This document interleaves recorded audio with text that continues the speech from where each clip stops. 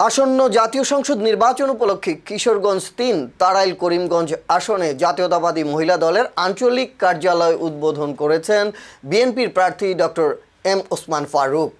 শনিবার ২৪ জানুয়ারি উপজেলা রাউতি ইউনিয়নের পুরোরা চৌরাস্তা বাজারে এই কার্যালয় উদ্বোধন করা হয়। অনুষ্ঠানে আরও উপস্থিত ছিলেন তাড়াইল উপজেলা বিএনপির সাবেক সভাপতি সাইদুজ্জামান মোস্তফা, বর্তমান সভাপতি সারওয়ার হোসেন লিটন, সহসভাপতি মাজহারুল ইসলাম মুকুল ও আখলাকুল ইসলাম আঙ্কুর, সাধারণ সম্পাদক সরওয়ার আলম, সাবেক সাংগঠনিক সম্পাদক হাজী শরীফুল মাহমুদ ভূঁইয়া শোয়েব, উপজেলা মহিলা দলের আহ্বায়ক দিলারা খানম, উপজেলা বিএনপির যুগ্ম সাধারণ সম্পাদক শরীফ আহমেদ আলেক, উপজেলা স্বেচ্ছাসেবক দলের আহ্বায়ক আতিকুর রহমান অপু ও সদস্য সচিব জাহাঙ্গীর হাসান ভূঁইয়া রাকিব, উপজেলা যুব দলের আহ্বায়ক শওকত হোসেন বিপ্লব ও সদস্য সচিব জিয়াউর রহমান জিয়া, উপজেলা বিএনপির নির্বাহী সদস্য রকিবুর রহমান রুজন, উপজেলা শ্রমিক দলের সভাপতি মোহাম্মদ কাইয়ুম সহ বিভিন্ন পর্যায়ের দলীয় নেতাকর্মীরা।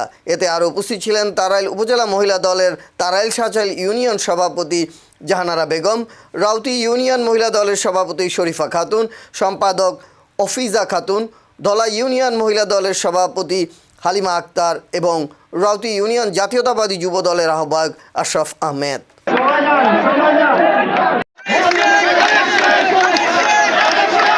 সেই মহিলা দলকে আমরা যেহেতু সম্পর্কিতভাবে সংগঠিত করেছি, সেই বিধায় আমরা চাই যে মহিলাদেরকে নিয়ে যত কঠিন কাজই হোক না কেন আমরা যেভাবে সহজ করতে পারি, কারণ এক হাতে কাজ করলে সহজে ভেঙে পড়ে যায়।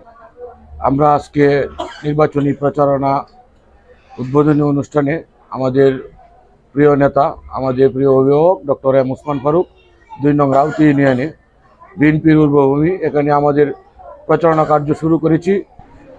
আর আজকে তো একটু সময় কম, তা নয় আমরা তো আপনাদের কিছু প্রোগ্রাম যেগুলো করছেন আপনারা এগুলো আমি দেখতে দিতাম।